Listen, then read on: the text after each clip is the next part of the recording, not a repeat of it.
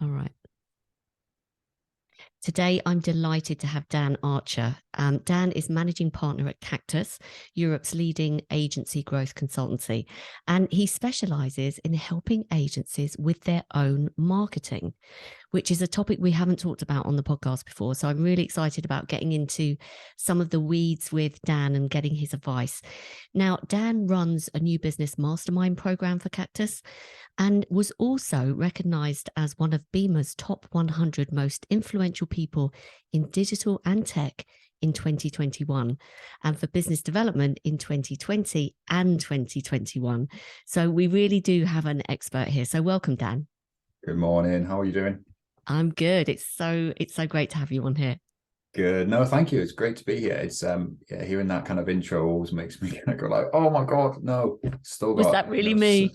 It is. It's I think it's recognizing some areas like that, and we'll come on to that in a bit, was always really great. But yeah, I suppose I've still got so much I'm learning. There's still so much for me to experience and stuff. So kind of hearing that just feels like, oh, it's a little bit, but it's fine. It's fine. Well, It's all good. You've achieved so much. And as you say, it's just kind of at the beginning. You've got so much more of your life to come. So gosh, it's going to be interesting to follow your progress. So let's start off, Dan, by would you mind sharing more about your current role at Cactus and how you're helping agencies? Yeah, I guess. So when people ask me, say, what do you do at Cactus? I've kind of got three roles really, which feels a little bit mad when you kind of explain them out. And Cactus is growing so much at the moment. We're going to start to dilute these out so we can kind of more focused in each kind of area. But three areas really. One is the growth of Cactus, so the wider strategy and supporting our marketing manager Louisa on implementation. So it's kind of focused on Cactus, and we've got our own growth ambitions, our own objectives to hit our own targets. So kind of really focused on putting that strategy in place, having a really good marketing plan behind it, then helping Louisa to implement it, which for me is really important because if I'm working with other agencies and helping them with their own marketing, I think it's really important that I still maintain that kind of hands-on approach. So I'm still almost like practicing when I'm preaching. I'm still doing it. I'd never want to be in a position where I'm purely just consulting or talking to agencies and I'm not actually doing that bit myself. I think it's really good to still have a handle on actually doing it, sit within the seat that the people I'm talking to are actually, and I'm helping, are actually doing themselves. So yeah, that's really important for me. So that's kind of the first one. The second one is looking after all of our partnerships that we have, so ensuring we have specialists, expertise to offer the agencies we work with. So when there's something a little bit more deeper, a little bit more specialist, beyond what Cactus kind of offers, that we can bring in the partners like that. So for example, like legal, we work with Hybrid Legal. So we bring them in if it's something, deeper or outside of our kind of core depth, or if it's employee well-being, we might bring in Sante Group, who kind of specialize in that. So looking after those partnerships and kind of managing them a little bit, although managing sounds a little bit wrong. It's making sure, they get the most value, and also we're able to offer value back to them. So, partnership is a two-way thing. It's not a one-way street. So making sure they know what we're up to, we know what they're up to, and we can kind of cross-promote and help each other. And that's a really important part. And the third bit is, what we mentioned before, which is kind of providing a mentoring support service to agencies, to agency owners, and also the marketing teams when it comes to their marketing. Some have no one, and it's just literally the founder who's trying to do it, and they're kind of starting out running marketing for the first time. Others maybe have a little bit more advanced, and they'll have resource within that area, they'll have expertise, but they need some external perspective as they grow. And that's often a kind of really important part of where I come in. Isn't always the kind of telling them what to do. It's almost just being that external perspective, looking at what they're doing, bringing some of that external insight in, and trying to get outside of that agency echo chamber, if you like, where, we've all seen it inside the agency where you sit down, you're discussing something, stuff can feel, like it's just inside the four walls, but actually bring an external person in that to either call bullshit or to expand on something, or just bring a different perspective can sometimes be the difference between, an idea being a good one and an idea being like a really, really good one that's going to work. So yeah, that's kind of my three areas at the moment. Great. And I mean, gosh, that definitely keeps you busy as well, Dan. And I know how busy you are. And I'm very grateful for you making this podcast, to be honest. No, you're Um, welcome. with the point about the third point, you're helping agencies with marketing. I suppose some agency owners listening to this may already have an in-house kind of marketing person that's dedicated to marketing their agency. And maybe others are listening thinking, well, that sounds like a great idea. Currently, I'm doing that job. Would you also potentially help them with hiring the right person as well? So they may want some initial support from you about their strategy, but then also they might want someone hands-on full-time. Yeah, exactly that. There's a couple of different areas really, and either an agency wants to start marketing themselves or market themselves better, in which case then I can bring some of my experience and work with them to do that. Or it might be they're looking to hire someone for the first time and they haven't hired a marketing manager before, and it's quite a specialist role to kind of bring in, and it's quite unique as well to the agency, to what type of person comes in, what that person should be doing, how they're remunerated, what does the structure look like internally, what's the objectives of marketing. That's a really important thing to consider, and for some agencies what they want to get out of having a marketing manager can be very different to some other agencies, so helping them define what that role should look like, and then being a part of the recruitment phase, so sitting in on interviews, maybe looking over some CVs, looking over different candidates, and just offering again that perspective around who might be more suitable based on my experience, to kind of help guide founders through that if they haven't done that before.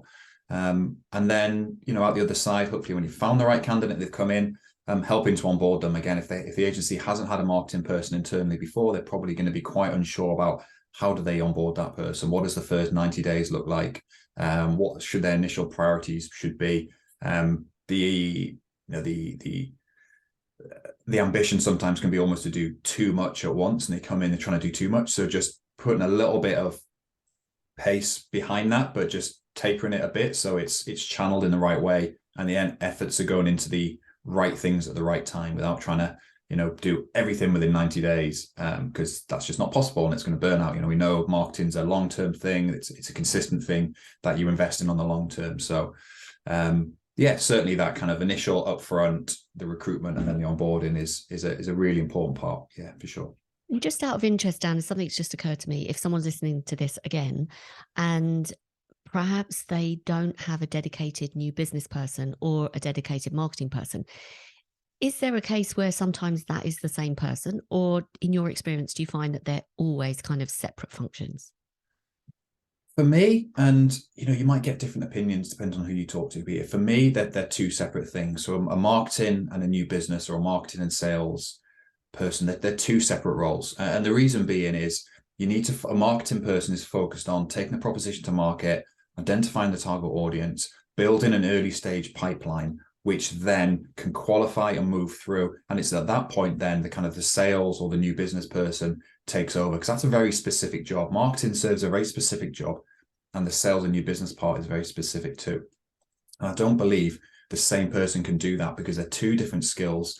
There's different approaches in there. There's similarities, of course, and those two have to work very closely together. And there is a stage of the pipeline where the two cross over. So there has to be a good working relationship, there has to be good rapport. They both have to understand what the business is trying to achieve, how they're trying to do that, and the different strategies in place. But yeah, for me, they're two separate roles working on very two distinct parts of the pipeline. And if you're thinking about, okay, what do I hire first? And I get this question a lot. Do I hire a marketing person first, or do I hire a new business person first? My answer is always going to be, you need a marketing person. If you don't have either of those roles in-house at the moment, bring a marketing person in to raise fame, take your proposition to market, get some leads coming in, get some conversations going, get some opportunities coming in, because that's the role the new business person won't do. They're going to be more focused on conversion. They're going to be more focused on kind of campaigns, and converting. And if you need that pipeline for them to then convert. So for me, it's a marketing first to build the pipeline. And then when you start building the pipeline, you start getting leads pushing through, then is the right time to, okay, we need someone then to take the next stage from it. So yeah, in short, for me, they're two separate roles, and the marketing one is probably the most important one first, and then you bring in the sales and new business role. That's really useful. Thank you. Yeah. So you've been recognized by Beamer, and you've obviously just demonstrated your knowledge of kind of the marketing funnel, but you've been nominated quite a few times by Beamer. So you obviously know your stuff. You've been recognized both for your work in business development and also kind of the marketing or digital and tech. So how does that process work? How do you get nominated? Just quickly, just so Yeah. that if anyone's listening thinking, I know Beamer, but I don't kind of know how I would get nominated, or how does it actually happen? Can you just sort of Yeah. shed some light on that? Yeah. I mean, it's stuff like that for me. I've never set out to do that, and I've always when the opportunities come up or it's come about, it's always quite humbling. I've always felt really honored to be recognized by some of the industry's top league tables, like the ones you mentioned there. And it's always an absolute privilege. I mean, the processes are pretty consistent amongst, the different ones which occur. And the process is usually it's a nomination, and then you provide some context. That's followed then by a due diligence and validation phase to make sure everything is credible, and to make sure, there's no bullshit. Everything is as accurate and as credible as possible. And there's so many, amazing, talented people in this industry. It can feel, definitely for me, it feels quite in a kind of imposter syndrome. Why should I be up there named with those people in these league tables? But it's always a really great feeling, and meeting those other kind of members of those league tables, other people who've been nominated or have gone through to make the kind of the final list. Spending time with them is always incredibly valuable in terms of personal development. So for me, it's when I'm lucky enough and I've been nominated in those things, it's never a case of, great, I've got these credentials. For me, I've always seen it as an opportunity, like, wow, there's like a whole load of new people. I perhaps didn't know some of those people before, or some people I haven't spoken to in a while. So I always use it as a really good opportunity to go, great, there's my meeting list for the next kind of few months. There's the people I want to go meet, build a relationship with, understand. If I've known them before and I have a relationship with them, great, perfect chance to talk to them again. If I don't know them before, even better, new people to add to my network and kind of talk to. That's a really good point, actually. And just by the way, anyone that I've ever met that's very high performing, they often talk about imposter syndrome. I think it's one of these innate sort of things you have. If you're very good at what you do and you're constantly driving yourself to be better, then there's always that feeling that I could be doing more. So that's a very sort of humble position. So thank you for sharing that. So let's talk about marketing agency services, because I'm sure lots of people listening, both that have an account management role within the agency, or they could be in an agency leadership role. Just typically when you meet all of these agency owners through your work with Cactus, what are some of the biggest challenges that agency owners face when it comes to actually marketing their own services? Ooh, I think there's probably the top issues that agencies come to us with, and there's a couple of things. First one is definitely going to be messaging. So proposition isn't clear enough internally and externally. This then makes communicating it through a marketing plan really hard. And then consistency is probably the second one. I feel very few agencies truly nail marketing. And I include myself in that, include Cactus in that. There's things, we do really well and we're really happy with, but there's things that we want to do, we're not doing yet, things we need to improve on. So I feel, it's marketing's never done. There's always improvements you can make. There's always new things you could be doing. And the consistency thing, easy for me to say, most have this in kind of a sort of a sine wave of activity. It's a focus which rises and falls in peaks and troughs. And the most successful manage to get things happening consistently. So you avoid that peaks and trough type activity kind of wave. And everything's just a little bit more constant and everything's just happening constantly. And ideally that wants to be on like an upward trajectory. So as you're doing more things, spinning plates, while you've got a few plates spinning, you add in a few more, you keep the other one spinning. Once you're happy with that, you add another one in. Everything's just growing consistently. And hopefully there should be a correlation between, as the agency scales, then, the activity within marketing and the marketing proficiency also kind of scales with it. And leads come in gradually rather than in bursts of leads or no leads, because it's incredibly hard to manage and it's exhausting as well when you've got marketing that kind of looks like that, because you're kind of putting all your efforts into getting stuff done. There's all the pressures and stress that come with it. And then it backs off while work's being delivered, while leads are being converted, etc., etc. And then the focus gets put back on, and the foot goes on the gas again, and off it goes again. And everything starts to build. So it's not a great use of time. It's not the most efficient use of time. I think if you can strive for anything, it's just getting that consistency going. I'm sure a lot of people listening to that are kind of furiously nodding along I because you're hope so so. I like, hope so. Yeah, because it's that's definitely one of the most common things I see when I talk to agencies. Yeah, it's that kind of peaks and troughs activity phase. absolutely spot on, I think. So you mentioned the first thing was kind of messaging stroke proposition. First of all, question about, your agency's key proposition. Do you think that's something that's always fixed, or do you think that's something that people should be revisiting on a regular Yeah, basis? no, definitely be revisiting it. Keep it front of mind. Um, the worst thing you can do is have a proposition and go, great, we've done that, shelve it. We're not going to revisit it for a couple of years. I think that has to be a constantly. It's a moving feast. Your proposition development. I think as the industry moves and changes, and your target customers and your prospects, their pains and challenges also shift, driven by their own customer expectations and needs. Everything moves so quickly. I think you've got to constantly be reevaluating your proposition, your services which underpin it. So that's how you deliver it, to make sure that you're still relevant. And I think, by doing that every looking at every quarter at least is a good kind of check in with it. Looking at a little bit more every 6 months, at least once a year, be focusing on it. And bringing in some external perspective, run some insight pieces, talk to your network, talk to clients, find out what's going on, bring that all that insight together, aggregate it into a way which allows you to then to test your existing proposition and go, is this still relevant? Is what we're doing and how we position ourselves, is that still what our audience need? Is it what they want? Is the demand still there? And I think by doing that constantly, you'll stay at the forefront of relevancy, which is going to help your agency grow. I think the worst thing you can do is by not doing that, you start to edge backwards, become less relevant, and then it's really hard to catch up with that. So it's definitely something you should be reviewing as frequently as possible. Great tips there. Do you have any kind of rules of thumb when people are thinking about their proposition? Because I know this is something that quite a few people talk about. They talk about sort of go really narrow, go really niche, go niche in a vertical, go niche horizontal, be really, really specific. Do you have any sort of rules of thumb when you're guiding people to get the perfect proposition for what they're looking for at their stage of growth right now? Yeah, I think it's back to that consistency piece, right? And it's the ones which the best ones are the ones which they stay in their lane. So they define a proposition, they know the problems they solve, they know their target audience, and they keep that narrow. They niche that down.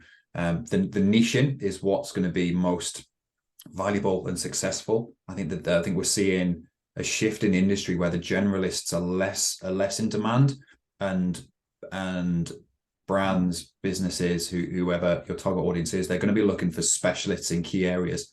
So I think if you can define your proposition, keep it true to you through your marketing, make sure you're really consistent with how you take that to market, make sure everything underpins it. Your culture as well, your internal culture of the agency has to, underpin that proposition as well. That proposition has to live and breathe through your people, as well as your products and services. And I think if you stay in your lane and kind of keep it front of mind all the time, I think that's going to be most successful for you, most beneficial. Perhaps then being distracted along the way, the worst. There's no true kind of straight and narrow path in agency growth. It is that old. What looks like consistent growth is actually, when you zoom in, it's like up and down failings and all sorts of stuff. But I think when it comes to your proposition and how you're taking that to market, you just got to be consistent with it and make sure you're not getting too distracted, or at least publicly, as out from an external basis. There is going to be those internal jobs which, some jobs come in, some projects come in and land which are kind of outside of your kind of key area, and that's all right. You run an agency, you run the business, you have to keep the lights on, so there's always going to be those projects you do, but for the most part, stick to your proposition. That's what you become known for, and that's arguably going to be your kind of biggest success, is building out that uniqueness and what you're known for in what is otherwise, it's a really crowded industry. So you have to just, pick a niche, pick a kind of core proposition that works for you and just stick with it. I think it was a really good point you made about making sure that your internal culture is also reflecting, your proposition, your values. And in fact, I've got sort of two questions really, because um, I've been through, in my past at Publicis, we used to run brand workshops, and there was a multitude of things that we used to discuss with the clients. What's your values, your mission statement, your brand ID, your brand voice, your position, your proposition. And sometimes I think it's really overwhelming. Now, so far in this interview, you've kind of come back to that core term, proposition. Do you think that there is this kind of, when you work with your clients, do you ensure that it's kind of simplified in that sense? Yeah, definitely. And the clients I work with, and those who know me listening to this will hopefully they'll see that that come through. Is I always strive for consistency and clarity in messaging. And the best propositions are the most simple. It used to be 5, 10 years ago, you could differentiate yourself by having a bit of a complex proposition and using a little bit of jargons and buzzwords, and that would almost stand you out. And clients would look at those agencies and be like, oh, they really know their stuff. They sound really, really clever. That's changed, and it's kind of flipped the other way now. I think brands are and businesses they look at agencies, and if their proposition isn't really clear, they can't straight away see the value they create and the problem they're solving, they'll look elsewhere. They're not going to spend their time poor. They're not going to spend too much time trying to understand and go into the depths of the agency's site to understand the proposition. So simplicity is definitely key. I think if you can explain what you do, why you do it, so that's the problem you solve and the value you create. If you can do that as simply as possible using this really simple terms and just get it really, really clear, they're the agencies which are definitely going to be most successful, because we're all time poor. There's pressures going on, and by having something overly complex, you're just going to put people off. They're not going to have time. They're not going to be bothered to try and work out, okay, I think what you do is this. I'm just going to go and read that other web page, read that case study, read that blog post, maybe give you a call to explain that a little bit more. They're not going to go through that. They're going to spend the first 30 seconds and go, can you help me with the problem I've got? Or can I see the problems I have on your site, in your proposition? Does that kind of talk to me? And that's going to be by using just really plain terms, right? Really simple terms. I bet there's a few people like me listening to you right now thinking, oh, I must revisit my website because it's been ages since I've looked at it. And I wonder if it's as succinct and clear as you're recommending, which I think is super advice, by the way.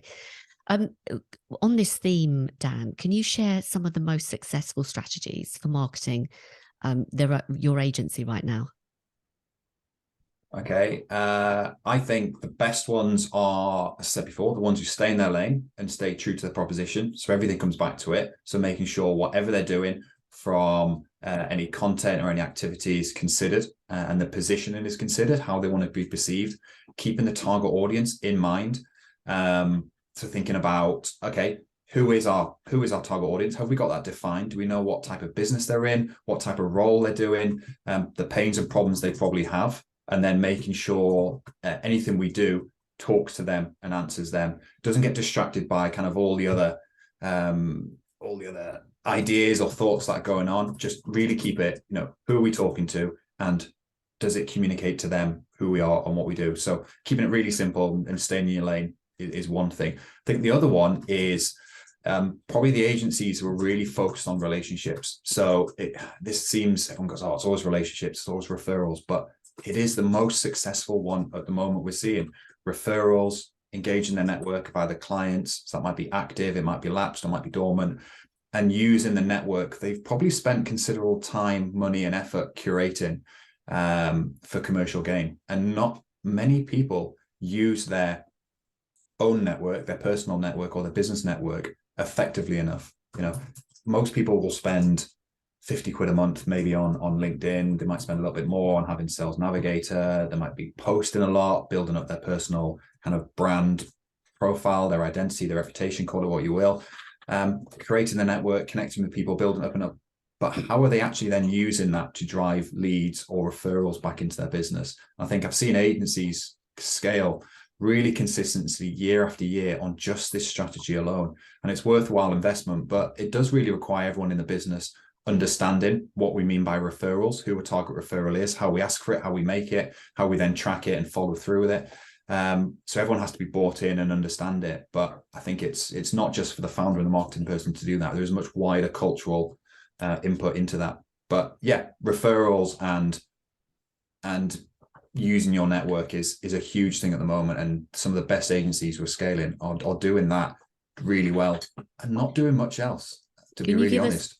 Can you give us a few more tips around that? Anything that if someone's thinking, yes, that's a really good idea, I'm not doing that, can you just give a few pointers? Yeah. So I think, first of all, your own personal network. People say, okay, well, how do I expand my network? How do I talk to people? How do I connect with people? One of the most simple things you can do, and anyone who's listening to this and knows me will have, I've heard you say that before. Hopefully you're doing it. If you're not doing it, I'll say it again. You should do it. Is download your LinkedIn network. Download your LinkedIn network into a CSV. It's really easy to do. Within like 4 clicks, you can do it. Reorder it by the last time you connected with someone. So you'll hopefully have your oldest connections first, and then go through that and use that as your call list. Because if they're the people you've connected with the longest time ago, they're going to be the people you probably haven't spoken to most recently. They'll have almost certainly moved on and changed jobs since you last went through. So literally go through and use that as your call list and say, okay, who can I contact on this list? So you might land on this person here. They're actually doing quite an interesting job. I didn't know they were doing that. So I'll maybe re-engage them, send them a message, set up a call, and literally, set yourself a target of either a weekly or monthly call amount to go through. And that's how you can use your network. Go through, have a meaningful conversation. We call it at Cactus, have a meaningful conversation with that person. Ask them what you can do to help them. Let them know what they could do to help you. And go away, come away from that call, making sure they understand who you are, what you do. You understand what they do and where they are, and make sure there's that kind of good communication between the two of you about how the other person could help you. And often just asking the most obvious question of, I'd say to you, Jenny, what could I do to help you? It can sometimes be the most powerful question to ask that gets a conversation going, or creates that kind of debt, if you like. If I'm asking you what I can do to help you, and I'm making a note of that, and I'm thinking about that, you're naturally going to feel indebted to then ask me, say, well, Dan, what can I do for you? How can I do? And then you start to have a natural conversation about the wants and needs of each individual and where the overlaps are. And if you do that at scale, I woe betide anyone who doesn't get leads or opportunities coming from that. So that's one thing I would say from your own network. The second thing, and the second tip I'd say from a referrals basis is going through whatever you use, the agency uses as a CRM. So for clients, it might be active clients, lapsed clients, dormant clients. Revisit those lists and re-engage those people. I speak to countless agencies who I say, when did you last speak to your lapsed or dormant clients? And they say, we haven't really, just speak to our current ones. If you can pull up the list and go through and contact all of your lapsed or dormant clients, re-engage them, give them an update on what you're doing at the moment, some successes you've had, ask about their business, ask about what's going on inside the business now. Has anything changed since you last? And again, just a simple task like that could take you, a couple of weeks to go through. And there will be some opportunities come for it. I have not met an agency who have not had at least 1 or 2 new opportunities come through from doing that. And it's really, really simple thing. It doesn't cost you anything other than time. All it requires of you is having a commitment to contact people, put some time, and just be dedicated to doing it. I think there's 2 tips you could do today if you haven't done that already. Oh, that is super, super, super advice, Dan. Thank you so much for sharing. I think that's just such good advice, because they're effectively warm leads. They're people that know you, hopefully like and trust you, and hopefully have had a good experience with working with you in the past. Now, and also I'd just say here, and if someone, and if you go, there's anyone in that list who didn't have a really good, the kind of the client offboarding experience might not be a good one. And we've all had that. We've all had where client relationships haven't ended kind of brilliantly. And you think about, okay, it might be a bit awkward. I think, give it some time. Time's a healer, old cliche. Re-engage that person, and, things will have moved on. Things will have changed. Things will have matured and developed, hopefully water under the bridge, all that. It's a good chance to re-engage those people. So you shouldn't be avoiding talking to certain ones. I think it's a good chance to kind of revisit them, kind of reestablish a relationship, even if it didn't end particularly well. Life's too short to have kind of negative relationships hanging over us. I mean, again, that's great advice, and I'm sure some people listening will thinking, right, you've just energized me. That's a I great, hope so. great piece of advice. I'm sure you have. Honestly, I was just thinking, with the latter scenario where you were talking about maybe a client either left badly or you're not really 100%, you didn't know them that well. It wasn't one of your great client relationships. Would you, in that instance, rather than just saying, do you want to catch up kind of thing? Because who's got time for a catch up nowadays? I mean, sometimes, unless I really liked someone, then actually we've all got really busy lives nowadays, haven't we? And it's hard to find time to just for nothing. Would you, in that instance, kind of talk about, I don't know, proposing like sending them a white paper or sending them some piece of value or anything that you would suggest giving to them first rather than just saying, here I am, let's catch up? Yeah, I think rather than just a catch up, because who has time for a catch up? Catch up's very vague and it's not. So you've got to make it benefit driven. If you're asking someone for a catch up, then you have to make sure it's going to be a valuable use of their time. So make sure you communicate what you're trying to get out of it, what you can offer as kind of in exchange for that. So having something like some insight or some perspective or something to share. So something like a white paper is pretty good to share. It might be an opinion, it might be something you've seen, it might be asking them for a favor, but then obviously having the value exchange of what can you do back in return. But yeah, definitely avoiding just open, vague. Hey, would you like a catch up? Because they never come. They're the calls none of us have really got time to do. So yeah, having some reason for doing it is definitely important. Yeah. So this is great advice so far, Dan. So thank you for sharing. What else do you think agency owners are overlooking? I mean, you've just clearly laid out a complete strategy for looking at their current networks on LinkedIn and, picking up the phone and just creating some activity. What else are they missing out on? It's a good question. For me, number one is understanding the person, the business, and assuming all organizations have the same challenge that can be solved in one hit. It takes time. And so what I mean by that is it takes time and patience and successful marketing of your agency. Marketing your agency is a long-term play. That's not going to bear fruit simply in a few months. So often founders will say, they want lead right now. That's not always possible. I think the term quick wins, I really hate. There are no quick wins, or at least the ones that do exist are the same ones that everyone else is doing. And in such a crowded industry, differentiation, easy for me to say, is vital. And if you're not differentiating, then you're not going to stand out.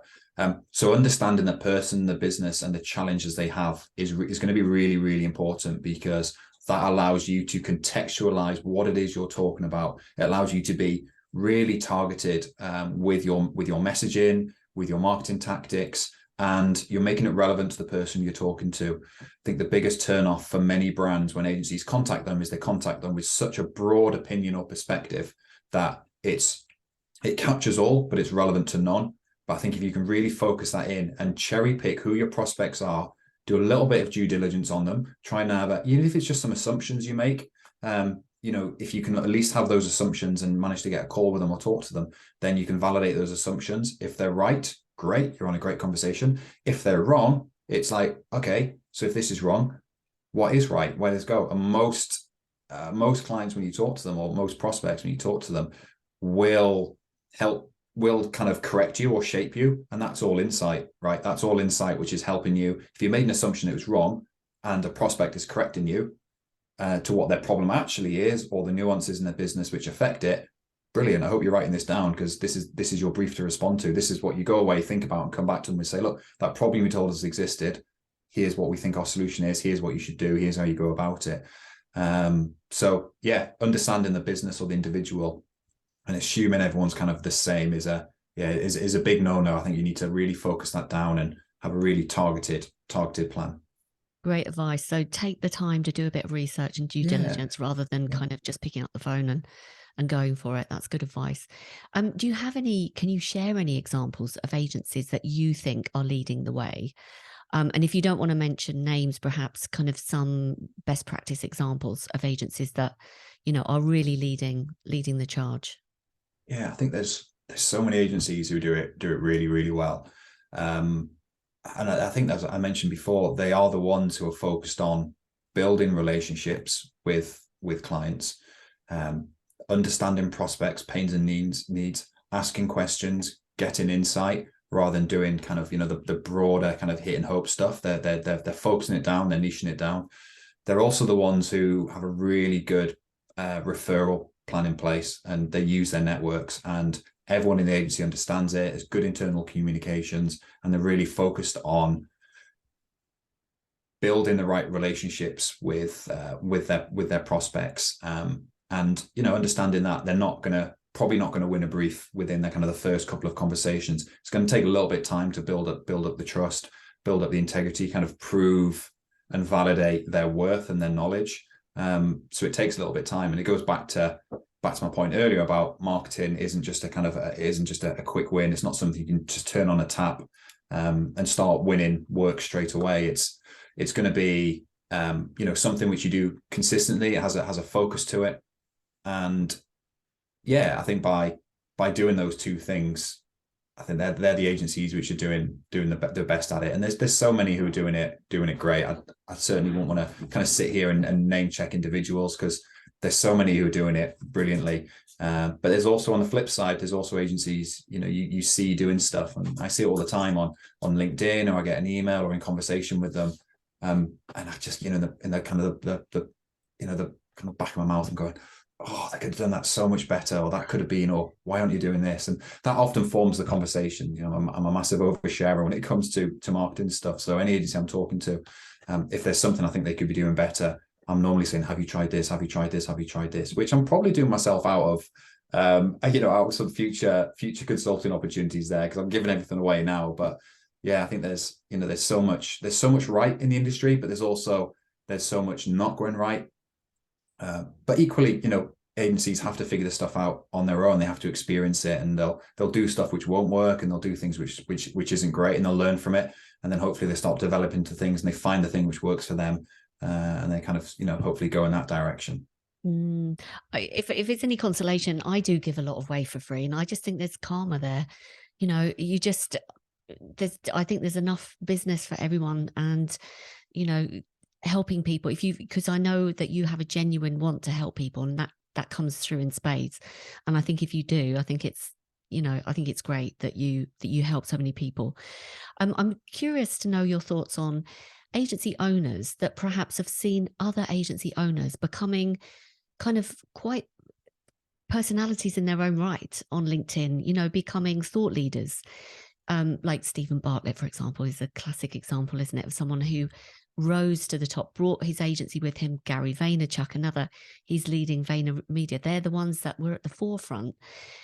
For those agency owners that perhaps haven't done that to date, but are watching others do it, what are your views on becoming the face of the agency brand?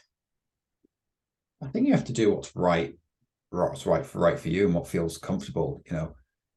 All agency owners are people. And everyone is individual. Everyone has their own confidences. Everyone has their own stuff they're good at, stuff they're not so good at. And I think, some will want to be more out there. They'll be more extroverted. They'll want to be kind of leading the charge, and they want to be the face of it. Other agency owners will just, they want to be kind of in the background orchestrating things. They don't want to be the outgoing ambassador, and they might default that to someone else in the agency to kind of lead the charge and be the external face. And I don't think there's any right or wrong answer, because it comes down to who you are, what type of agency you are, what sort of founder you are, how visible you want to be. Are you really outgoing? Are you comfortable running webinars, hosting roundtables, doing public speaking?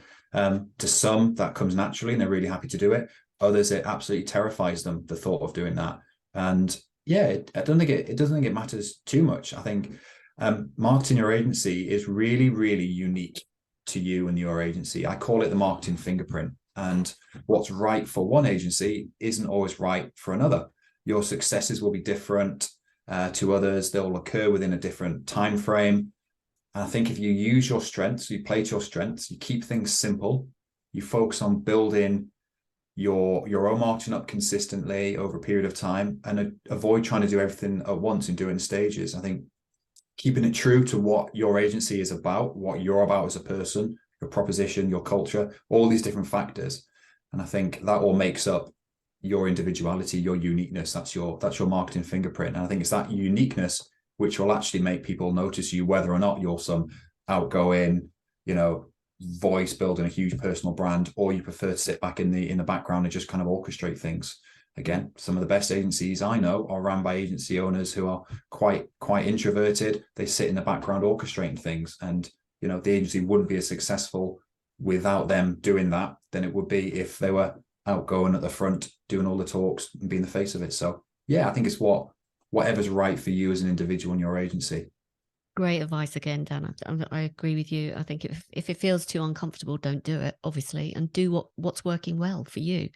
And every agency is going to be different.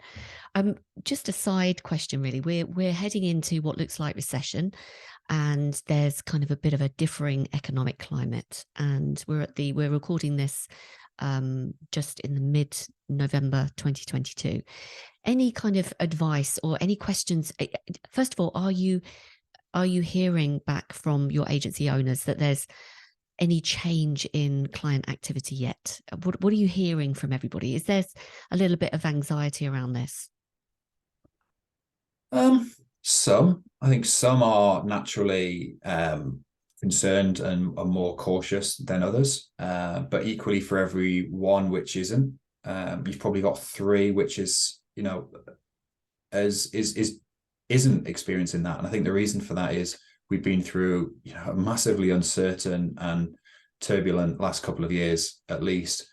I think there's just a little bit of fatigue around, we're going into recession and then we're doing this and the economy's going down the toilet and all this kind of stuff. And I think everyone's just getting a little bit immune to that now and just kind of going, you know what, we'll just do what we can do. Brands are just pressing on and doing, agencies are cracking on and doing what they need to do. So I think, there's always, for everyone who's a bit cautious and a bit concerned by it, and rightly so, we sure should be, as responsible as we can. But equally, I think there's a huge opportunity for agencies now to really partner with their clients and kind of be very important partners for their growth, and to partner with them rather than just being maybe this, supplier who delivers services. Before now they can actually be quite integral to what they do. And I think that's where the opportunity for agencies is to really understand their clients, really get close to them, really spend time with them, and then help guide them through the coming years. I think that's where the most security and stability is going to be for agencies if they can do that. You're right. I mean, we've been through probably the biggest upheaval over the last couple of years, haven't we? And I feel the same. I think agency owners are kind of re-emerging and looking at what's going to change now, what's different, but actually just crack on, as you said. Now, listen, I wanted to talk to you about your thoughts on the future. You've just hosted a very exciting event for Agency Nomics, and I just wondered if you could just speak to that event a little bit. What was the event about? And I'd love to get your thoughts on how agencies will change in the future. Okay. All right. Big questions. All right. First one is what the event was about. So where are we now? 14th of November. So the event was last week. It was on the 8th. And it was around Web3 and what it would mean for agencies. And we intentionally, when we were planning this event this time last year, so we do the Agency Nomics do a kind of a big, we call it the big event. It's like a day of learning, coincidentally. It's a day of learning for agency founders to come together and hear different perspectives and opinions. And we never approach it from a view of, this is what's going to happen, this is what you need to do. We always approach it from here's some perspective around what's going on. Here's some different directions and things you need to think about, discuss. We always kind of, really encourage networking, discussion, and none of the kind of talks or content we kind of put together and curate is aimed at, this is what's going to happen. It's always about, this is what might happen. Here's some perspectives. Here's some trends. Here's stuff we're seeing. So for this one this year just happened was around Web3. There's a lot of buzz. We're probably at the kind of, the peak hype at the moment of Web3, and, whether or not we're going to crash down into the trough of disillusionment anytime soon. Perhaps, who knows? We want to just give some perspective to agency owners around what Web3 might mean for their agency in the coming futures. Some recent surveys we ran at Cactus identified that over 95% of agency owners were really uncomfortable with what Web3 meant. They had very limited knowledge on it, if any at all. They hear the words, but they don't really know what it means. So we were trying to kind of demystify some of the terminology and explain in simple terms of here's what Web3 means, and here's what it might mean for your agency, and here's a load of kind of different perspectives and opinions. So that's what we did, and that's what it was on. And kind of thoughts on, what's your second question? What will thoughts be Just kind of in the future, where we think it'll go? Where agencies will be in the future. Any kind of thoughts on that? I think nothing's going to change immediately. I think that was really clear from everyone involved in the event this year. But there are huge opportunities in the coming years, and that's something agencies should think about. And that's what we wanted to do. We wanted to give them something to think about. This doesn't mean an immediate change in proposition or service offering, more an understanding how businesses are changing, developing needs of their customers, and being in the right position at the right time to offer a service or strategy which is going to help them. I think Web3 is still a pretty new term for many. It's currently kind of undefined and open for what Web3 actually means. There's lots of different opinions and perspectives on what Web3 actually means. If you're looking at it from like a Web 1 or Web 2 perspective, or are we actually in Web3, or is Web3 10 years away? It's like it's quite subjective. Or certainly in the mainstream. So by upskilling now, getting your head around things and understanding the technologies and trends that are happening, agency owners can be in the right place when the time is right for them. And that's going to be different for every agency owner too. There's no template or framework that you can just take and go, okay, we're now Web3, and stick it on top. It's going to be an evolution of the agency to understand, okay, where does their agency and their service offering fit into Web3? Their clients, where do they fit in? What's the knowledge gap like? You might be working with some very legacy clients who adoption of this thinking and of the technologies is going to be quite a long way away. Some agencies might have clients who are a little bit more kind of forward thinking with this and already thinking about stuff. So yeah, it really depends on the clients you have, the services you offer, what part of the industry you work in. And that's what we wanted to achieve. We just wanted to achieve some perspective and get people understanding things and thinking about things, rather than trying to kind of say, here's what's going to happen and this is what you need to do. We'd never say that. That's not our place to say, and I don't think anyone who knows that. But what we can do is just bring together some interesting opinions from some experienced individuals in the industry to share their thoughts and opinions on things. That's a great summary. And I think you achieved it in spades, by the way. And I was lucky enough to go to the event, and it was standing room only. It was such a popular event. Yeah, it was busy this year. And with train strikes as well, we weren't too sure with how people can come and make it and stuff. But yeah, thankfully it all worked out despite best efforts. Absolutely. I mean, this topic it's so front of mind at the moment. I think everyone came away learning heaps about Web3, about the metaverse. I was interviewing Ben Fryer from Diverse Interactive, who dropped some real gems around what was going to happen in the metaverse. Some really interesting topics. So if anyone's listening and they haven't been to your yearly event, I would highly recommend, we'll put a link in the show notes to sign up for next year, because you just don't want to miss these events. They are, cutting edge thought leaders. And I know from the past couple of years, equally brilliant speakers. So no, this is really interesting. Good advice as well. Like every agency is going to be different, but I think the message is be informed. So, keep yourself up to date with what is changing. Yeah. So Dan, listen, we're coming up to the top of the hour, regrettably, because this has been so brilliant. Any final pieces of advice for any agency owners or any account managers who are listening and they feel that they need to up their marketing game for their agency?